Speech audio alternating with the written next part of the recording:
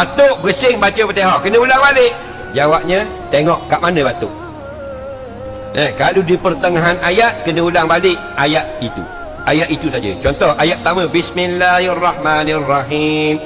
Ayat kedua, Alhamdulillahirrabbilalamin. Habis ayat kedua ni, dia pun bersin. Cing! Maka tak payah ulang, susah dah ayat. Tapi kalau tengah ayat, Alhamdulillah, maka rosak dah ayat.